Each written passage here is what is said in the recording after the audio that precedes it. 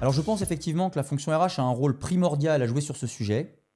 Déjà, pour expliquer à quel point recruter pour les compétences, les connaissances, les motivations et les disponibilités permet l'excellence.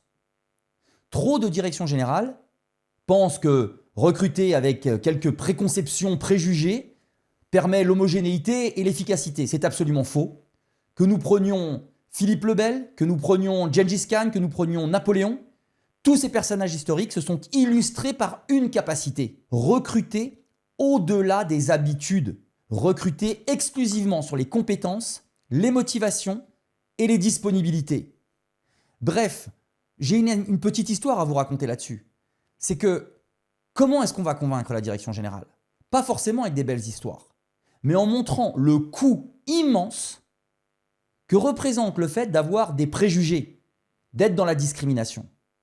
Ainsi, par exemple, une entreprise qui gère bien ses équipes ne sera pas confrontée au risque de contentieux et de condamnation que comporte la discrimination.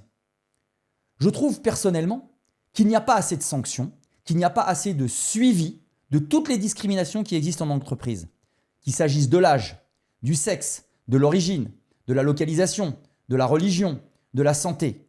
Il n'y a pas assez de contrôle. Mais au-delà de l'absence de sanctions judiciaires, il y a aussi des frictions, des altérations de la motivation, des frustrations, des sentiments d'injustice qui amènent les meilleurs à quitter l'entreprise et les autres à s'user et à sous-performer. Bref, pour convaincre les directions générales, il s'agit tout simplement de suivre des indicateurs.